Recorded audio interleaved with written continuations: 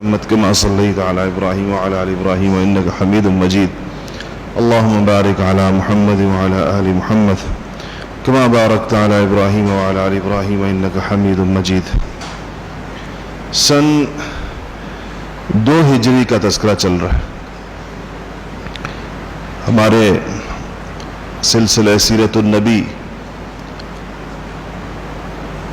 میں جس میں ایک ترتیب سے سیرت کے اسباق کو، سیرت کے دروس کو شروع کیا ہے، تو 2 ہجری کے اہم واقعات، جس کا سب سے اہم ترین واقعہ تاریخ انسانی اور تاریخ اسلامی کا وہ غزوہ بدر تھا، اس کو تفصیل کے ساتھ ہم نے کئی ہفتوں میں پورا کیا. شاید 6 ہفتے اس میں لگے.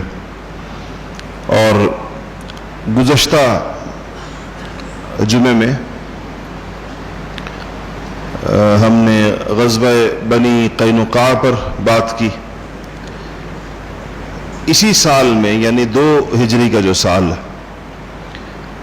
اس میں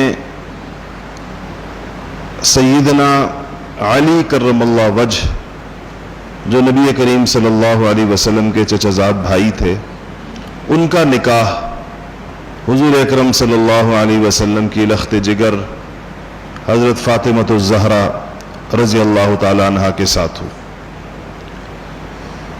اس نکاح میں، اس شادی میں مسلمانوں کے لیے بہت درس ہے، دروس عبرت و نصیحت ہیں کہ ہم اس پہ سوچیں کہ یہ شادی اس خاتون کی ہو رہی ہے جو رسول اللہ صلی اللہ علیہ وسلم کی سب سے محبوب بیٹی ہیں اور جنت کی عورتوں کی سردار ہیں. آپ نے خود فرمایا وَفَاطِمَةُ سَيِّدَةُ نِسَاءِ أَهْلِ الْجَنَّةِ. آپ لوگ ہر جمعے کے خطبے کے اندر سنتے ہیں، ہم لوگ کہتے ہیں کہ وَفَاطِمَةُ سیدۃ نساء اہل الجنہ والحسن والحسین سیدا شباب اہل الجنہ وحمزۃ اسد اللہ واسد رسولہ. یہ ان حضرات کے فضائل جو نبی کریم صلی اللہ علیہ وسلم کی مبارک زبان سے ارشاد ہوئے ہیں. اس سے زیادہ سچی بات کوئی اور نہیں ہو سکتی. تو حضرت فاطمۃ الزہرا رضی اللہ تعالیٰ عنہ کے نکاح کے حوالے سے سیرت نگاروں نے اور حدیثی کتابوں میں جو تفصیلات آتی ہیں کہ ان کے لیے سیدنا ابوبکر صدیق رضی اللہ تعالی عنہ اور ان کے بعد سیدنا عمر فاروق رضی اللہ تعالی عنہ نے بھی پیغام بھیجا تھا. نبی کریم صلی اللہ علیہ وسلم نے فرمایا کہ میں اس بارے میں اللہ جل شانہ کے حکم کے انتظار میں، حکم الہی کا منتظر ہوں کہ اللہ جل شانہ مجھے کیا فرماتے ہیں کہ فاطمہ کا رشتہ کس کے ساتھ کیا جائے. روایات میں آتا ہے کہ انہی دونوں حضرات نے حضرت علی رضی اللہ تعالیٰ عنہ جن کا ابھی تک نکاح نہیں ہوا تھا، ان سے کہا کہ آپ حضور اکرم صلی اللہ علیہ وسلم سے حضرت فاطمہ کا رشتہ مانگے. حضرت علی رضی اللہ تعالیٰ عنہ نے فرمایا کہ میرے پاس تو کچھ بھی نہیں ہے مہر میں دینے کے لیے، اور نہ میرے پاس گھر ہے، نہ میرے پاس رکھنے کی جگہ ہے، کوئی کمرہ. گھر تو زمانے کا کیا ہوتا تھا، ایک کمرے پر مشتمل گھر ہوا کرتے تھے. ایک چھوٹا سا کمرہ کچا، چھوٹی سی نیچی سی اس کی چھت ہوتی تھی، اور اس کے آگے چھوٹا سا ایک صحن، اسی کو گھر کہا جاتا تھا اس زمانے میں. آپ صلی اللہ علیہ وسلم کے سارے گھر اسی طرح کے تھے. اما عائشہ رضی اللہ تعالیٰ عنہ کے گھر سے زیادہ مبارک گھر اس روئے زمین پر کوئی اور نہیں ہے، اس لیے کہ رسول اللہ صلی اللہ علیہ وسلم آج بھی وہاں تشریف فرما ہے، آج بھی وہاں آرام فرما ہے. اما عائشہ فرماتی ہے کہ میرا گھر ایک کمرے پر مشتمل تھا اور ہم نے اسی کمرے کے اندر پردہ لگایا ہوا تھا. تو حضور اکرم صلی اللہ علیہ وسلم کے پاس جب کوئی مہمان گھر میں آتا تھا، بیٹھک نہیں تھی گھر کے اندر، اسی کمرے میں پردے کے پیچھے میں چلی جاتی تھی اور آپ صلی اللہ علیہ وسلم ان سے پردے کے دوسری طرف ملاقات فرمایا کرتے تھے. اماں کہتی ہیں کہ جب ہم آپ صلی اللہ علیہ وسلم رات کو تہجد کے لیے اٹھتے تھے تو اس کمرے میں اتنی جگہ نہیں تھی کہ جہاں آپ پیشانی زمین پر رکھ سکیں، تو آپ جب سجدے میں جانا چاہتے تھے تو میں اپنی ٹانگیں سمیٹ لیتی تھی تو آپ سجدہ فرماتے تھے، جب آپ قیام کرتے تھے تو میں اپنی ٹانگیں سیدھی کر لیتی تھی۔ اس طرح آپ تہجد پڑھا کرتے تھے اپنے اس حجرے میں، جو کائنات کا علماء کا اس پہ آراء ہے کہ وہ کہ حجرہ عائشہ افضل ہے یا کعبۃ اللہ افضل ہے، کہ رسول اللہ صلی اللہ علیہ وسلم کا جسد مبارک جہاں پر آج بھی زمین کے جس حصے کو ٹچ کر رہا ہے، جس کو مس کر رہا ہے، کہ وہ کائنات کے اندر سب سے اونچا ترین ٹکڑا زمین کا کون سا ہے؟ کیا وہ ٹکڑا جس پہ اللہ کا گھر بیت اللہ قائم ہے، یا وہ ٹکڑا جس پہ رسول اللہ آرام فرما ہے؟ تو بعض علماء نے کہا ہے کہ اللہ جل شانہ کو، یہ اصل میں ایک بعض جگہوں پر یہ بحث ہے کتابوں میں کہ مکہ مکرمہ افضل ہے یا مدینہ منورہ افضل ہے، دونوں میں سے تو دونوں طرف کے اقوال ہیں، لیکن ظاہر بات ہے کہ مکہ مکرمہ کی اپنی ایک فضیلت ہے اور ایک بہت بڑی شان ہے، اور اللہ جل شانہ کا گھر ہونے کی وجہ سے، بیت اللہ کی وجہ سے، نبی کریم صلی اللہ علیہ وسلم کے مدینہ تشریف لے جانے کی وجہ سے مدینہ منورہ کو بھی عظمت حاصل ہوئی اور شان حاصل ہوئی۔ تو حضرت فاطمہ الزہرا رضی اللہ تعالی عنہ کی شادی کی جو نکاح کی جو بنیاد بنی کہ ان دونوں حضرات نے، حضرات شیخین سیدنا ابوبکر صدیق رضی اللہ تعالی عنہ اور سیدنا عمر فاروق رضی اللہ تعالی عنہ نے علی کو یہ مشورہ دی۔ علی کو یہ اشکال ہوا کہ میرے پاس تو کچھ ہے نہیں، ظاہر بات ہے کہ نکاح کے اندر مہر ہونا تو ضروری ہے اور گھر ہونا بھی ضروری ہے، بیوی کو انسان ماں باپ کے گھر سے لے کر جاتا ہے تو کوئی اس زمانے کا صحیح لیکن ایسا گھر تو ہوتا ہے۔ تو حضرت علی رضی اللہ تعالیٰ عنہ فرماتے ہیں کہ میرے پاس تھا تو کچھ نہیں، لیکن نبی کریم صلی اللہ علیہ وسلم تو میرے مربی بھی تھے، مجھے پالا بھی تھا۔ میں نے آپ کو بہت شروع میں بتایا تھا کہ جناب ابو طالب سے ان کے دو صاحبزادے نبی کریم صلی اللہ علیہ وسلم اور حضرت عباس لے کر گئے تھے، اور تو حضرت علی کو نبی کریم صلی اللہ علیہ وسلم لے آئے تھے اور حضرت جعفر کو حضرت عباس لے گئے تھے، اور اس سے لے کر گئے تھے کہ تاکہ ان کا کچھ بوجھ ہلکا ہو، ان کے کچھ حالات ٹھیک نہیں تھے۔ حضرت علی تو بچپن سے حضور کے پاس تھے، تو انہوں نے کہا کہ میرے پر آپ صلی اللہ علیہ وسلم اتنے مہربان تھے کہ ان کی مہربانیوں کو دیکھتے ہوئے مجھے اس کی خیال آیا کہ مہر نہ بھی ہو تو میں حضور سے بات کر سکتا۔ کہتے میں گیا اور حضور اکرم صلی اللہ علیہ وسلم کے پاس بیٹھ گیا، لیکن حجاب کی وجہ سے، شرم و حیا کی وجہ سے میرے لیے یہ کہنا مجھے مشکل ہو رہا تھا کہ میں کس مقصد کے لیے آیا ہوں۔ تو آپ صلی اللہ علیہ وسلم نے خود ہی مجھ سے دریافت فرمایا کہ کیا تم فاطمہ کے رشتے کے لیے آئے؟ تو میں نے کہا یا رسول اللہ جی میں اس مقصد کے لیے آیا۔ تو آپ نے پوچھا مہر میں دینے کے لیے کوئی چیز ہے تمہارے پاس؟ علی فرماتے ہیں کہ میں نے کہا کہ نہیں میرے پاس کچھ نہیں۔ آپ نے فرمایا وہ زرہ کہاں گئی جو تمہارے پاس غنیمت کے اندر آئی تھی؟ فرمایا میں نے کہا جی وہ تو ہے۔ تو آپ نے فرمایا کہ اسی کو بیچ دو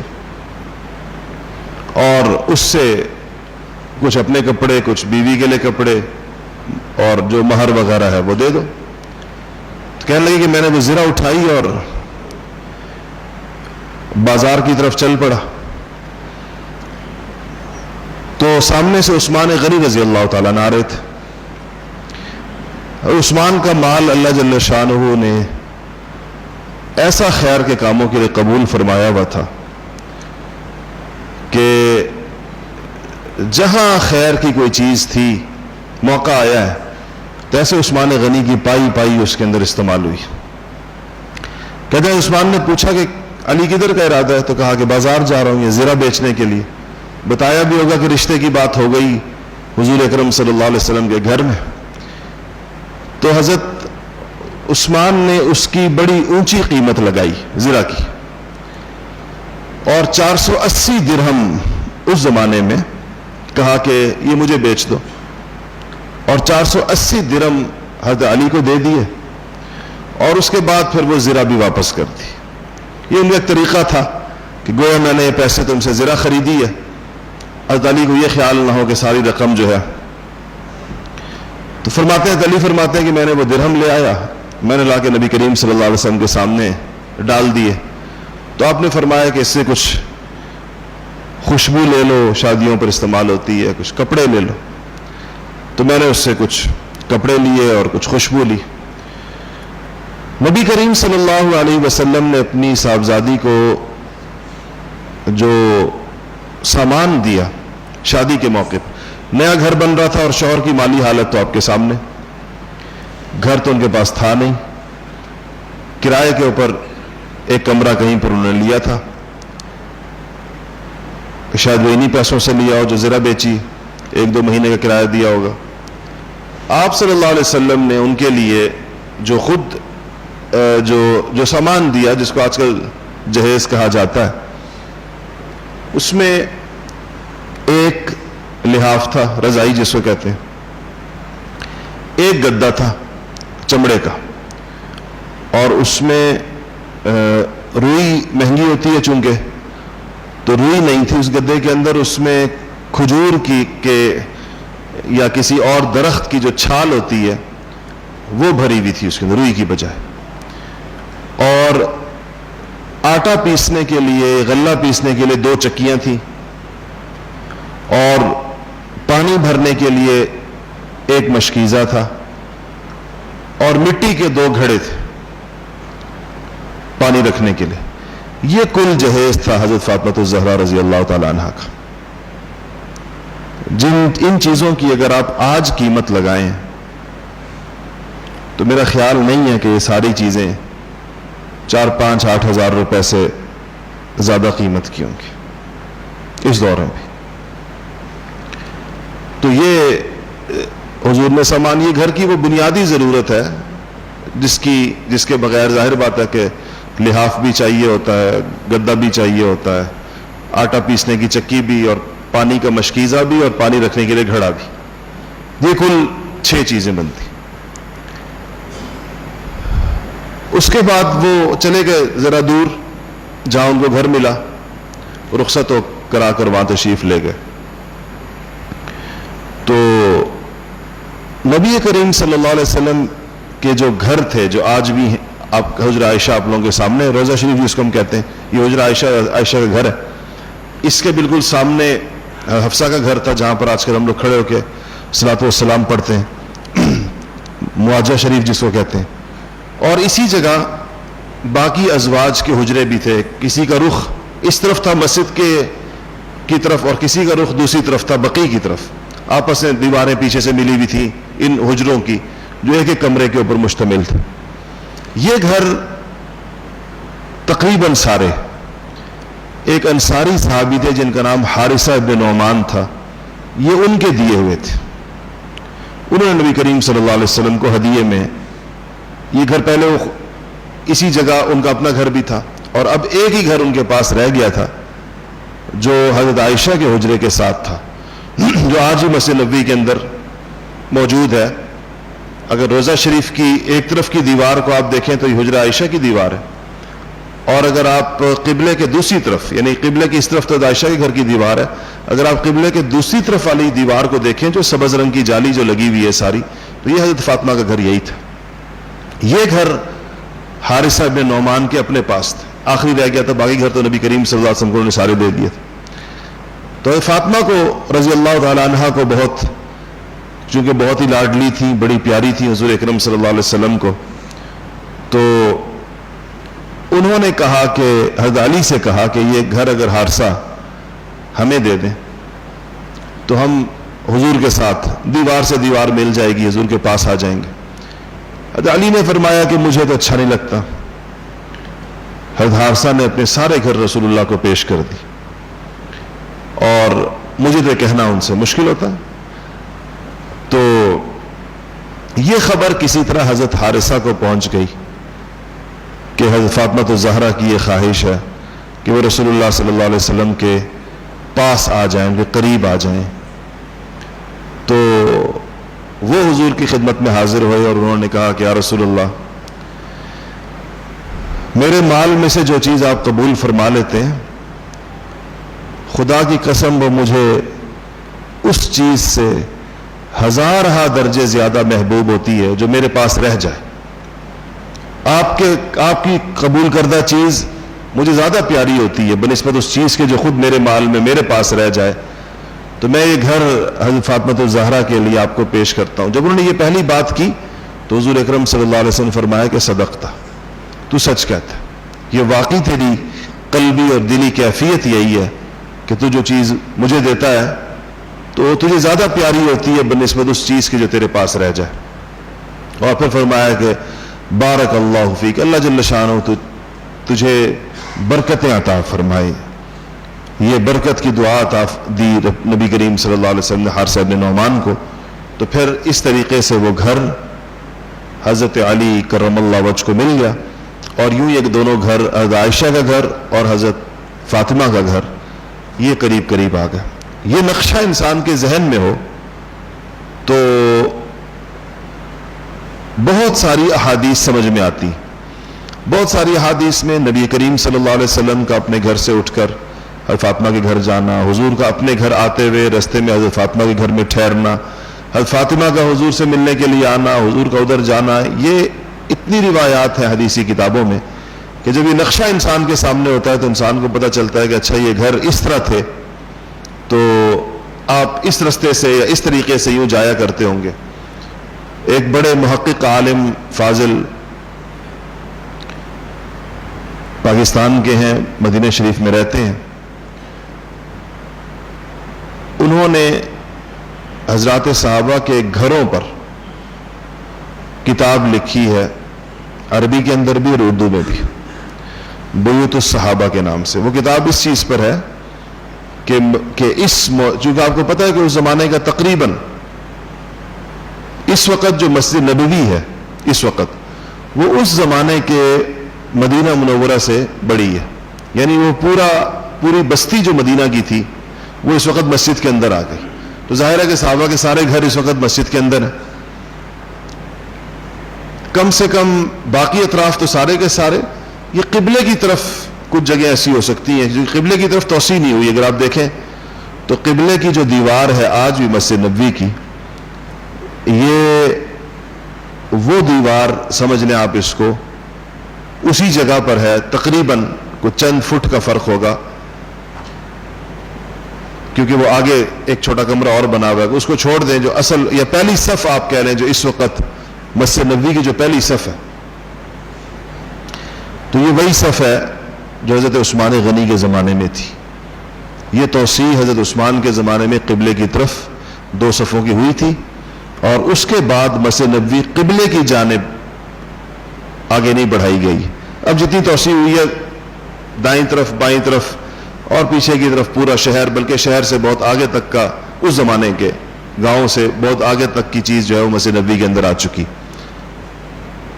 تو اس سے اس نقشے کو اگر انسان کے سامنے کو، صحابہ کے گھر بیشتر گھر جو ہے وہ مسجد نبوی کے اندر ہے. اس وقت وہ کہاں پر ہے، کون سا گھر کس ستون کے ساتھ ہے، کون سا گھر کس طرف سے ہے، اس پر بڑی تحقیق کی ہے مولانا ڈاکٹر الیاس عبدالغنی صاحب نے، اور انہوں نے اس کے اوپر بڑی محققانہ کتابیں لکھی، کئی کتابیں لکھی، اور اس میں ان گھروں کو باقاعدہ لوکیٹ کیا کہ وہ یہ جگہ جو ہے ان 2 ستونوں کے درمیان کی جو جگہ ہے یہ فلانے صحابی کا گھر تھا، یہ فلانے صحابی کا گھر تھا، فلانے صحابی کا. وہ انسان کے سامنے تو اس زمانے کی پوری بستی کا نقشہ قائم ہوتا. علماء نے، سیرت نگاروں نے اس سے بھی آگے بڑھ کر آج کل جو ماڈلز بنائے جاتے ہیں ان کے ذریعے سے بھی اس زمانے کے مدینہ منورہ کو بنایا ہے دوبارہ سے، اور اس سے بہت واضح طور پر پتہ چلتا ہے کہ کس صحابی کا گھر کس جگہ تھا، ازواج مطہرات کے حجرے کیسے تھے. پھر ان گھروں کی لمبائیاں، چوڑائیاں، ان کے کمرے، ان کے صحن، ان کی پیمائشیں، ان کی چھتیں، ان کا میٹیریل، اس سب چیزوں پر بھی بڑی تحقیق ہوئی. اور ایک ایک چیز محفوظ کی گئی ہے کہ آپ کے زمانے میں جن صحابہ کے گھر تھے یا جو آپ کے حجرے تھے ان کی پیمائش کیا تھی، کمرے کتنے تھے، کس چیز سے بنے ہوئے تھے، چھتیں کتنی اونچی تھیں، فرش کیسے ہوتے تھے، صحن کیسے ہوتے تھے. یہ ساری چیزیں سیرتی کتابوں کے اندر بہت تفصیل کے ساتھ محفوظ، اور اس کو دیکھتے ہوئے کوئی بھی اگر ماڈل بنایا جائے بالکل صحیح وہ بن سکتا ہے کہ یہ نقشہ تھا اس زمانے کا اور یہ ترتیب تھی اس زمانے کی. تو ان کی اس طریقے کے ساتھ ان کی شادی ہوئی اور اس طریقے کے ساتھ وہ ساتھ والے گھر میں آئیں اور حضور اکرم صلی اللہ علیہ وسلم کو یہ تسلی ہوئی کہ فاطمہ الزہرا ان کے قریب ہیں. فاطمہ الزہرا رضی اللہ تعالی عنہ کو اپنے والد سے، نبی کریم صلی اللہ علیہ وسلم سے بہت زیادہ محبت تھی. بیٹیوں کو ویسے بھی ہوتی ہے، ان کو تو والد بھی ظاہر ہے کہ کائنات کے افضل ترین انسان تھے. تو حضور کی وفات کے بعد حضرت فاطمہ الزہرا بمشکل 6 ماہ زندہ رہی. حضور کی باقی تینوں بیٹیوں کا اور آپ کے 4 بیٹوں کا، یعنی آپ کی کل جو 8 اولادیں ہیں ان میں سے 7 کا انتقال حضور کی زندگی میں ہو گیا تھا، اور صرف فاطمہ الزہرا آپ کی وفات کے وقت زندہ تھی اور حضور کی وفات کے 6 مہینے کے بعد ان کا بھی انتقال ہو گیا. وہ مشہور روایت ہے جو آپ نے اپنے مرض الوفات میں ان کو بلایا تھا فاطمہ کو، اور ان سے کہا تھا کہ میں اپنے بیماری کے بارے میں بتایا تھا کہ میں شاید اس بیماری سے صحت یاب نہ ہو سکوں. تو اس پر وہ روئی تھی. حضرت عائشہ چونکہ حجرے میں تھے تو عائشہ فرماتی ہیں کہ میں نے دیکھا کہ یہ حضور نے کوئی بات ان کے کان میں کہی، اس پر وہ روئی ہیں. پھر ایک دوسری بات آپ نے کہی تو اس پر وہ ہنسی، اور وہ دوسری بات یہ تھی کہ آپ نے کہا کہ فاطمہ میرے جانے کے بعد تم مجھ سے سب سے پہلے آ کر ملو گی. اس پر وہ خوش ہو گئے، حالانکہ یہ ان کی بھی موت کی خبر تھی. اس پہ خوش ہوئی. عائشہ فرماتی میں نے پھر فاطمہ سے پوچھا بعد میں حضور کی وفات وصال کے بعد، میں نے پوچھا کہ اگر تم مجھے بتاؤ کہ وہ کیا بات تھی جو اس دن تم باپ بیٹی کے درمیان ہوئی اور تم اس پر ایک دفعہ روئی اور ایک دفعہ تم ہنسی. تو اس پر فاطمہ نے بتایا کہ حضور نے مجھے میرے کان میں یہ ارشاد فرمایا. تو یہ جو شادی ہے یہ 2 ہجری میں ہوئی ہے، اور 3 ہجری میں ان کے گھر حضرت سیدنا امام حسن رضی اللہ تعالیٰ عنہ کی پیدائش ہوئی اگلے سال، اور پھر 4 ہجری کو سیدنا امام حسین رضی اللہ تعالیٰ عنہ کی پیدائش 1 سال کے فرق کے بعد اسی مبارک خاندان کے اندر ہوئی ہے. کتنا ہی مبارک گھرانہ ہے کہ باپ علی مرتضیٰ ہیں، شیر خدا اور خلیفہ راشد، رسول اللہ صلی اللہ علیہ وسلم کے چچا زاد بھائی بھی ہیں، داماد بھی ہیں. ماں جنت کی عورتوں کی سردار ہیں، حضور کی لخت جگر ہیں، اور بیٹے جنت کے نوجوانوں کے سردار ہیں، حضور کے نواسے ہیں، اور آپ کو انتہائی پیارے ہیں. حدیثی کتابوں میں جو چیزیں ان کے بارے میں آتی ہیں وہ اس کا ذکر ہوتا رہتا ہے. تو یہ 2 ہجری کی کے مشہور واقعات تھے. بڑی چیز اس میں یہ تھی 3 ہجری کے اندر اگر ہم جائیں تو 3 ہجری میں اور تو بہت ساری چیزیں اور بھی ہیں، سب کا موقع یہاں پر نہیں ہوتا، لیکن جو سب سے اہم واقعہ کہیں جو 3 ہجری کا سب سے بڑا، وہ پھر غزوہ احد ہے. غزوہ احد ٹھیک 1 سال کے بعد، آپ کو میں نے بتایا تھا کہ غزوہ بدر رمضان میں ہوئی تھی 2 ہجری کی. رمضان کے بعد جو مہینہ آتا ہے اس کو شوال کہتے ہیں. تو غزوہ احد جو ہے یہ شوال 3 ہجری کے اندر ہوئی ہے. اور اس غزوے کا باعث یہ بنا کہ جو غزوہ بدر میں قریش کو جو شکست فاش ہوئی، ذلت آمیز، ان کے لوگ مارے گئے، پکڑے گئے، فدیہ دے کر چھوٹے، تو قریش مشرکین مکہ انتہائی زخم خوردہ تھے اور انہوں نے غزوہ بدر کا بدلہ لینے کا ارادہ کیا. بڑے لوگ تو مارے گئے تھے، ابو جہل، امیہ ابن خلف اور عتبہ، شیبہ، یہ سارے لوگ تو مارے گئے تھے. اب جو پیچھے مکہ کی قیادت بچی تھی اس میں کچھ تو ان مقتولین کے بیٹے تھے، جیسا کہ ابو جہل کے بیٹے اکرمہ بن ابی جہل رضی اللہ تعالیٰ عنہ جو بعد مسلمان ہوئے، امیہ ابن خلف کے بیٹے صفوان ابن امیہ رضی اللہ تعالیٰ عنہ بعد میں یہ بھی مسلمان ہوئے. مغیرہ، حضرت خالد ابن ولید ابن مغیرہ کے بیٹے، وہ بھی ابھی تک مسلمان نہیں ہوئے تھے.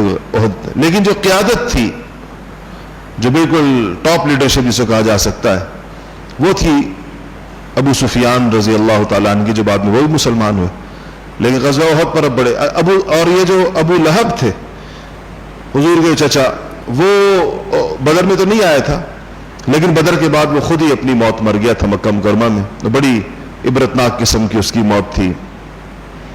تو لوگوں نے یہ طے کیا, یہ جو مکہ کے لوگ تھے, کہ جس تجارتی قافلے کو ابو سفیان بچا کر لانے میں کامیاب ہو گئے تھے, جو باعث بنا تھا بدر کے غزوے کا, اس قافلے سے, اس تجارت سے جتنا منافع ہوا ہے وہ سارا کا سارا منافع اس فنڈ میں ڈال دیا جائے گا جس کے ذریعے سے ایک فیصلہ کن جنگ مسلمانوں کے ساتھ لڑی جائے گی. اور وہ بہت بڑی تجارت تھی جو اس قافلے میں ہوئی تھی. اور سیرت نگاروں نے لکھا ہے کہ یہ جو رقم تھی, جو پروفٹ تھا اس قافلے کا, وہ تقریباً 50,000 دینار تھا. 50,000 دینار کا مطلب یہ ہے کہ سارا سونا تھا. یہ دینار سونے کے سکے کو کہتے ہیں. تو یہ سارا کا سارا اس کام کے لیے جمع کر دیا گیا. اور جو عربوں کا مزاج ہے, جن گھروں میں لاشیں گئی تھیں ان کے لوگوں کو خوب برنگیختہ کیا گیا. جن کو لوگ پکڑے گئے تھے, فدیہ دے کر آئے تھے, ان میں بھی ایک انتقامی جذبات تھے. تو بہت زور و شور کے ساتھ اس جنگ کی تیاری ہوئی, اور اتنا بڑا لشکر تیار ہوا جو ابھی تک جتنے بھی غزوات ہوئی ہیں بہت سے پہلے بدر کے علاوہ بہت ساری ہوئی ہیں چھوٹی چھوٹی, ان سب غزوات سے بڑا لشکر. کیونکہ آپ کو میں نے بتایا تھا, آپ کو یاد ہوگا کہ بدر میں 300 لوگوں کے چلے جانے کے بعد, بدر میں لوگ تیار تو 1300 ہوئے تھے ادھر مکہ سے, قریش کے.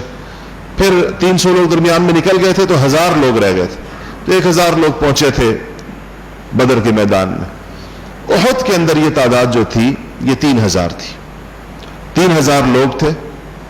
قریش نے ایک اور کام بھی کیا تھا, اور وہ یہ کیا تھا کہ اس دفعہ عورتوں کا ایک دستہ بھی ساتھ رکھا تھا.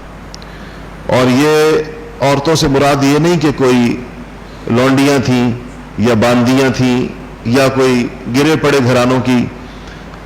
قریش کی جو صف اول کی قیادت تھی ان کی گھر والیاں تھیں, ان کی بیٹیاں تھیں, ان کی بیویاں تھیں. اور یہ تعداد 25 سے 30 خواتین کی تھی. اور ان کو ساتھ رکھنے کے 2-3 مقاصد تھے. ایک مقصد تو یہ تھا کہ یہ جوش و جذبہ دلانے والے اشعار کہیں گی, اور جو عربوں کی نفسیات ہے کہ عورتوں کے سامنے وہ شکست تسلیم نہیں کرتے کسی بھی صورت میں. تو یہ تھا کہ کوئی بھاگنے کا نہیں سوچے گا, کیونکہ اگر کوئی اس جنگ سے بھاگا تو یہ اتنی ساری عورتیں گوائیں تو اس کی تو نسلوں کو بھی یہ نہیں بخشیں گی پھر کبھی بھی, اور یہ اشعار کہہ کے بتائیں گی کہ اتنی سارے یہ بندہ جو ہے جنگ سے بھاگا تھا.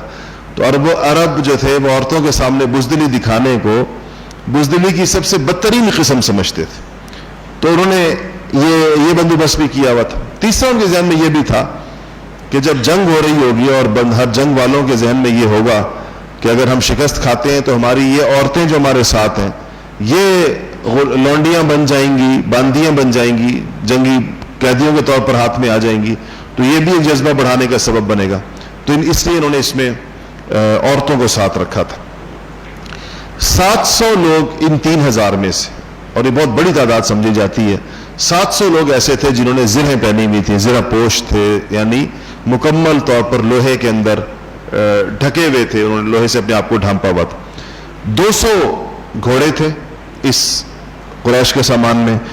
3000 اونٹ ان کے پاس تھے, جس میں سے کچھ سواری کے, بار برداری کے, سامان اٹھانے کے, اور کچھ ذبح کر کے کھانے کے. یہ سارے مقاصد اس کے اندر.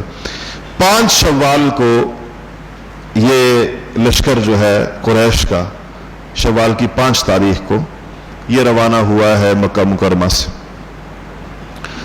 سیدنا عباس رضی اللہ تعالی عنہ, آپ کو پتا ہے کہ بدر میں قید ہو کر آئے تھے, فدیہ دیا تھا اور اسلام بھی قبول کیا تھا. اسلام اس لیے قبول کیا تھا کہ آپ صلی اللہ علیہ وسلم نے اس مال کا ان کو بتایا تھا جس کا یہ انکار کر رہے تھے.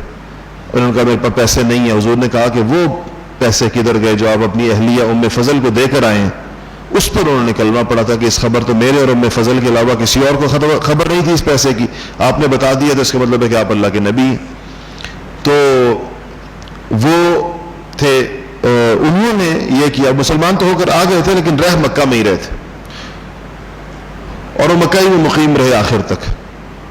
ان کو جب یہ تیاری کا دیکھ لیا انہوں نے سارا کو, تو انہوں نے ایک تیز رفتار قاصد کو جو 3 دن میں مدینہ پہنچ گیا, ورنہ تو مدینہ کا سفر 1 ہفتے کا, 3 دن میں مدینہ پہنچنے والے ایک بندے کو کسی تیز رفتار سواری کے اوپر یہ پیغام یا خط دے کر نبی کریم صلی اللہ علیہ وسلم کے پاس بھیجا کہ قریش اس تیاری کے ساتھ اور اس لاؤ لشکر کے ساتھ اور اتنے افراد کے ساتھ اور اتنے ساز و سامان کے ساتھ آپ سے جنگ کرنے کے لیے مکہ سے نکل گئے.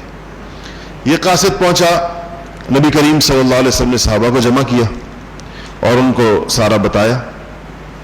اس کے بعد آپ نے یہاں سے ایک صحابی کو بھیجا اور آپ نے کہا کہ جاؤ اور جا کر تیزی سے وہاں جاؤ اور اندازہ لگاؤ کہ کتنی تعداد ہے قریش کی.